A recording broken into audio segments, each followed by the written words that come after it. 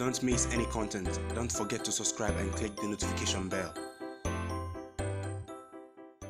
On this day in 2003, November 16th, Asamoah Gyan, Baby Jet Asamoah Gyan, made his debut for the Ghana Black Stars versus Somalia in a World Cup qualifier. It was a 5-0 victory for the Black Stars when Asamoah Gyan came on as a substitute and scored in his very first game for the Black Stars.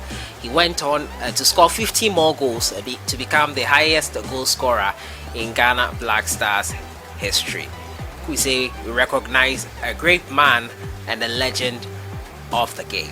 So before we get into today's news, breaking news information reaching us is that two players in the Black Star squad tested positive for coronavirus. They are RAZARK ABALORA and ATTAMAH, Joseph ATTAMAH. Those two tested positive for coronavirus, and owing to that, that left us with only one goalkeeping option, a viable option, that is. And with those two injured, we had to call in Fatal Dauda. That was why Fatal Dauda mainly was giving that late call up.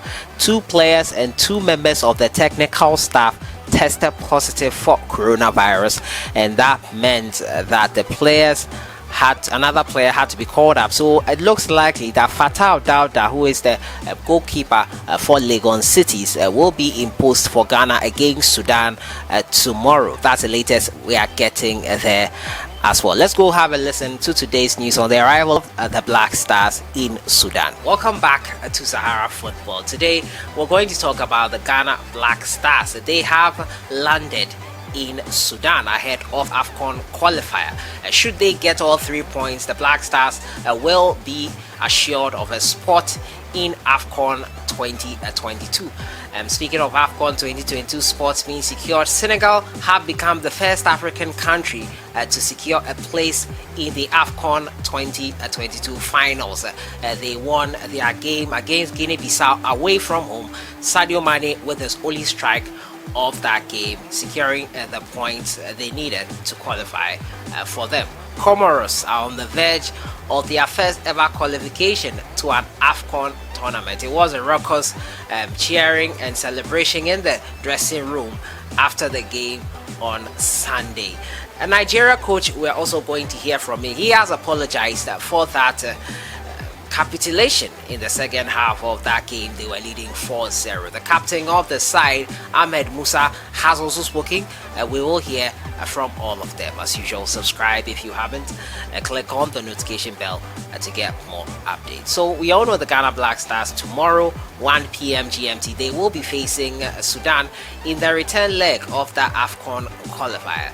Should the Black Stars get all 3 points, they will be assured of a spot in AFCON 2022, and it is great to know that they are set and ready to go. They landed in Sudan last night, but unfortunately injury news came up. I brought you that earlier in the day, and it was the captain of the side, Ayew, will not be able to make it. The man of the match and the one who got us the brace that secured all 3 points at the Cape Coast Sports Stadium will not be there. He has returned to his club side, SWANSEA, who will be assessing his injury and seeing how far he will be out for. But initial reports indicate that Ayew will be out for close to a month. It's quite unfortunate. So much pressure on players of late to play so many games within such a short time, owing to the pandemic. And you know what is happening with Liverpool right now. Either one of their players is injured or has COVID-19.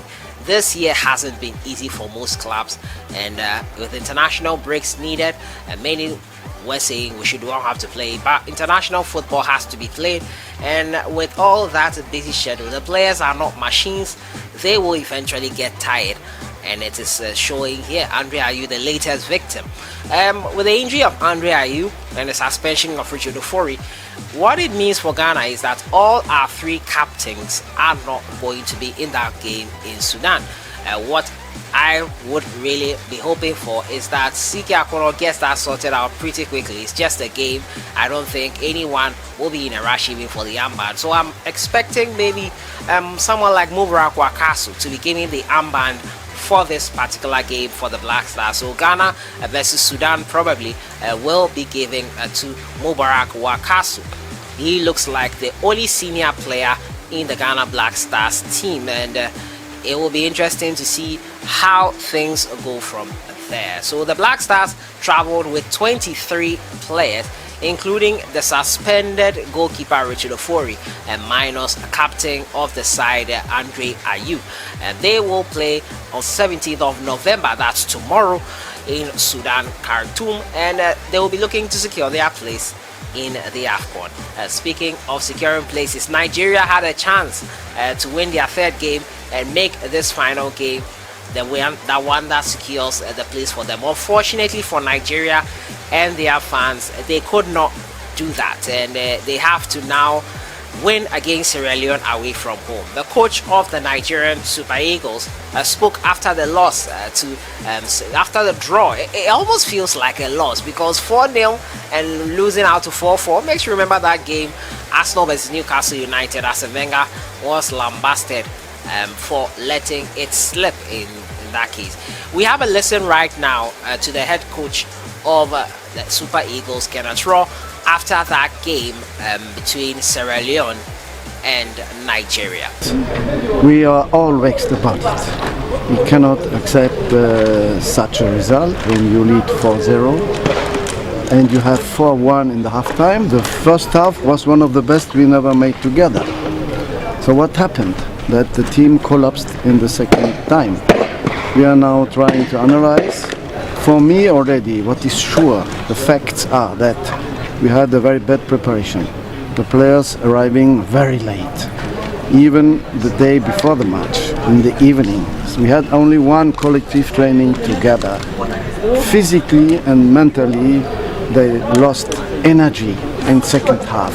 Hot weather coming for the players who are coming from Europe especially.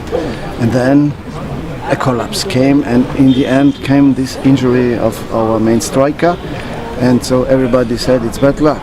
So I think mentally, especially our young players are not strong enough for this kind of games.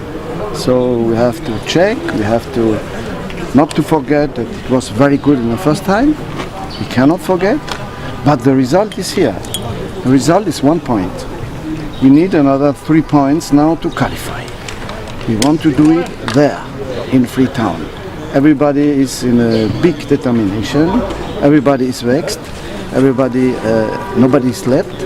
So we are trying to forget a little bit now in the training and also in the meeting we will do. We will see again the crucial situations on video, speak about the mistakes, and then I'm sure they will react because I know my team. I know what we can do. They showed it in the first half. If we can maintain the energy for the second half, we can do it. Even if I always knew that it's a good team. You didn't believe me yourself when I said to everybody, that's a good team, the Sierra Leone. We watched them. It's a good team. But I think in the halftime, the players believe it's finished. But it was not finished. It's a good lesson to everybody, to the staff, to the players, and we have to react. I can promise you they will react. If they are lucky or not, I cannot promise you, but they will fight. So we had Kenneth Raw there talking about the fact that they had little time to prepare.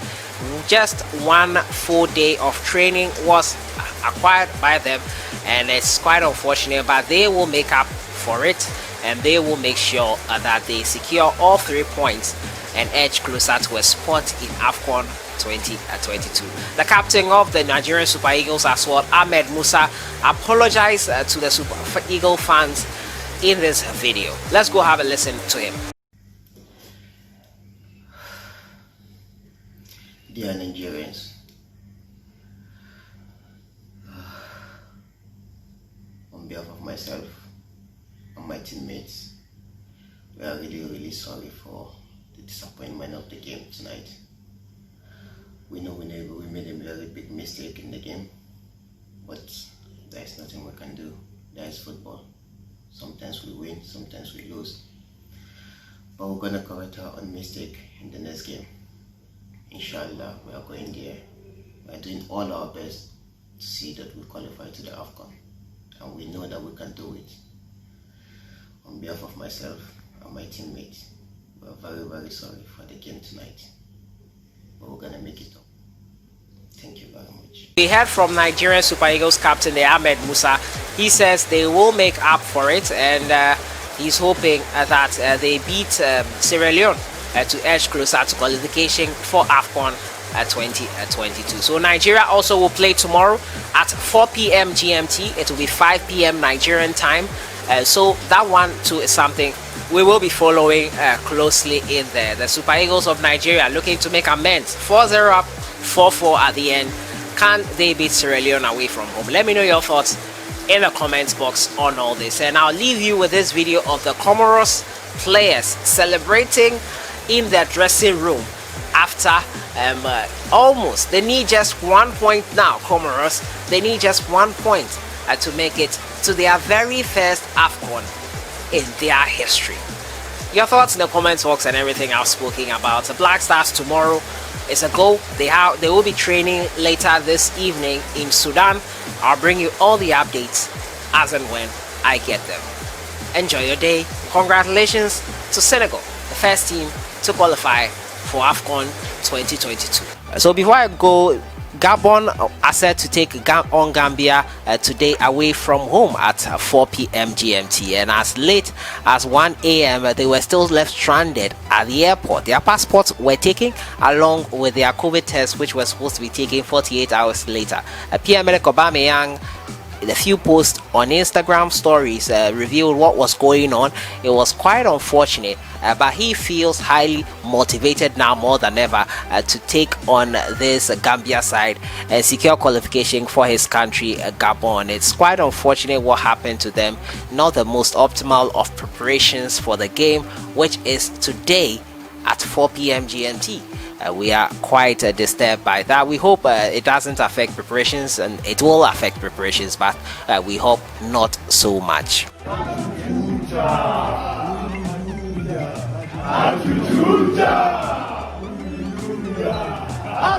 Hallelujah.